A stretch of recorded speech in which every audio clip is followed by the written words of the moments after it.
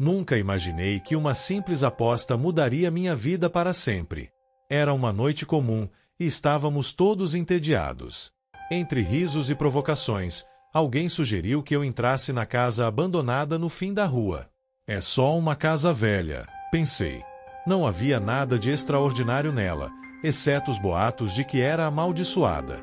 A rua estava silenciosa quando cheguei lá e a casa parecia ainda mais sinistra de perto.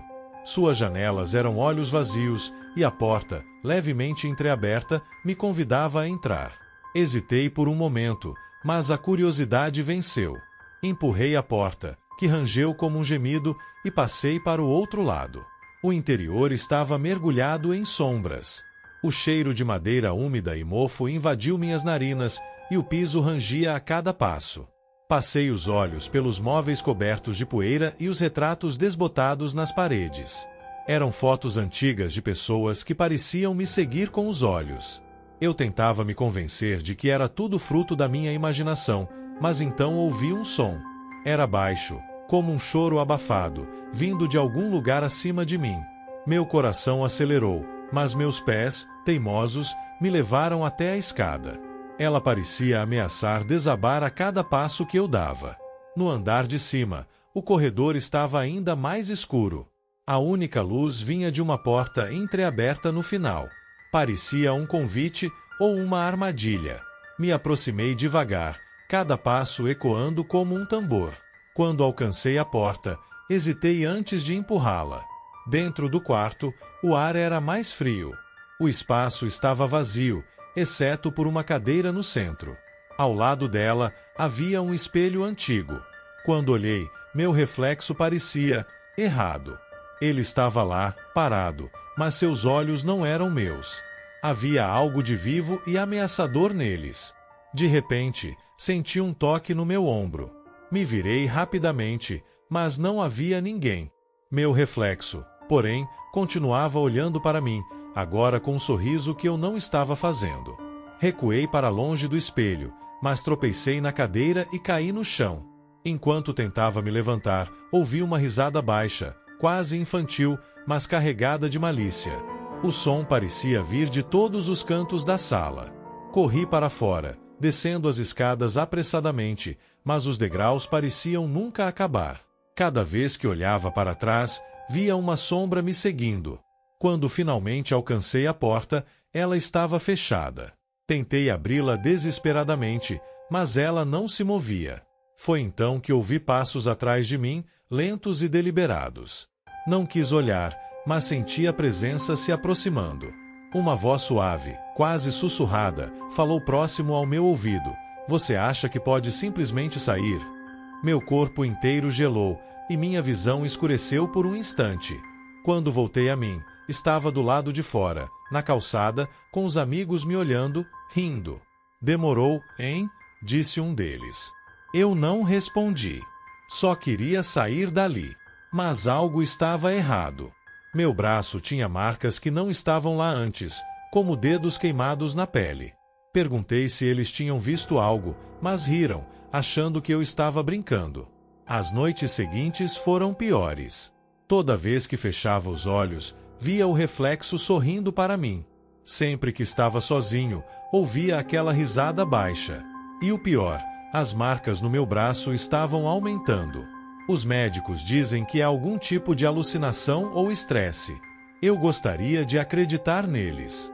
Mas às vezes, no silêncio da noite, sinto o mesmo toque no meu ombro, o mesmo peso daquela presença. Eu sei que a casa me marcou. Algo de lá veio comigo, algo que não consigo entender ou explicar. E agora, só resta esperar. Esperar pelo momento em que ela venha me buscar de vez. Nunca gostei de passar as férias na casa da minha avó. Não era por ela, claro, mas pela casa em si. Era grande e antiga, cheia de móveis que pareciam sussurrar histórias do passado. Mas o que mais me incomodava era o quarto no final do corredor. Ela sempre dizia, não entre ali. É para o seu bem.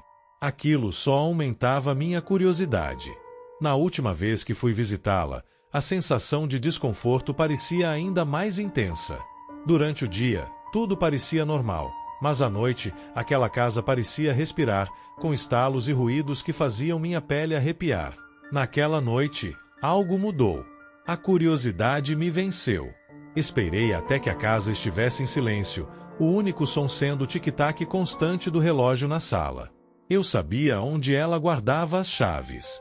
Minhas mãos tremiam enquanto pegava a pequena chave dourada que sempre ficava escondida em uma gaveta no aparador.